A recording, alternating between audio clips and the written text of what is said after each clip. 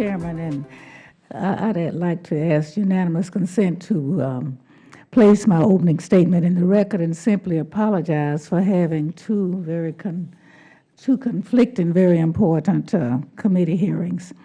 My question is to Mr. Lacefield and Mr. Chilton.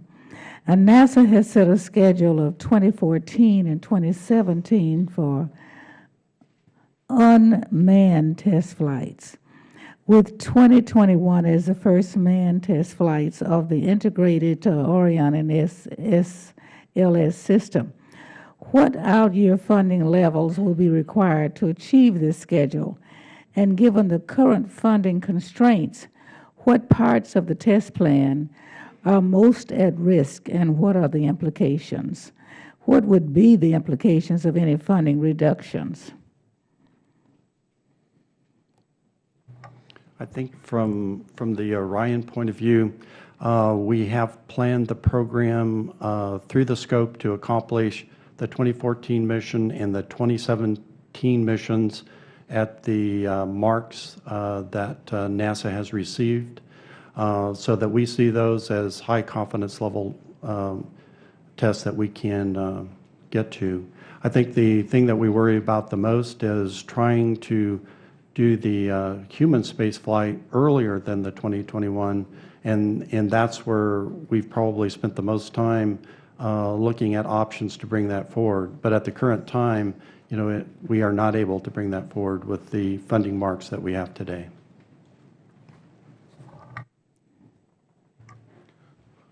From a test perspective, it's very important that we get our government facilities ready to run tests. That includes the test stands at the Stennis Space Center.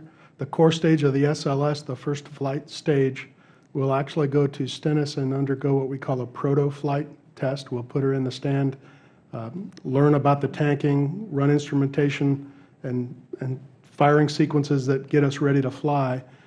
If we have budget disruptions that make it so those government facilities aren't ready, going back to Congressman Brooks' question, if under a CR our colleagues at the agency can't have those ready, that'll certainly be a schedule challenge, if not a slip. So that funding is important. And I would also agree with Mr. Lacefield. We think our production systems and our supply chains and our people will be ready to produce the Space Launch System and Orion's more than 1 in 17 and more than 21, and we'll just let funding dictate whether we get to do that or not. Thank you. Mr. Dumbacher, would you care to comment? I think our available funding is the 2014, 2017, and 2021 dates are all within our available funding and the plan that we have. We are working to mitigate the risks associated with that, but we believe we can execute the plan to those dates. The testing is very important.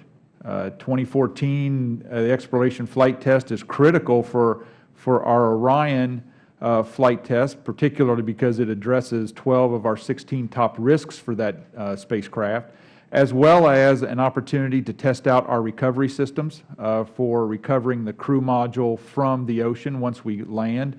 And it's also critical from an SLS perspective in that we get the payload to launch vehicle adapter designed, developed, and built, and we'll use that same adapter for the 2017 and 2021 flights. So our integrated test plan is very important. We have laid it out very carefully to make sure we address our high-risk items and to work that within the budget, and we believe we have the answer and the plan that we need to execute. Thank you. Thank you. My time's about to expire. Thank you very much.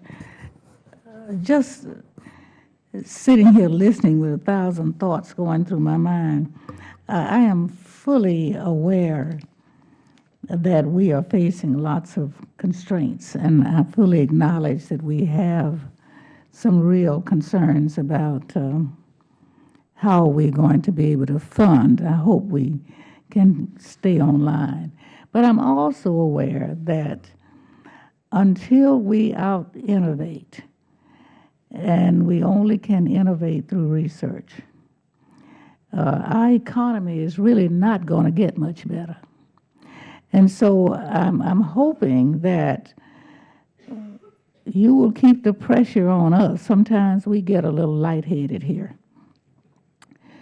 to stay on track, because when you just reflect, we are aware that where we are today basically came from this type of research.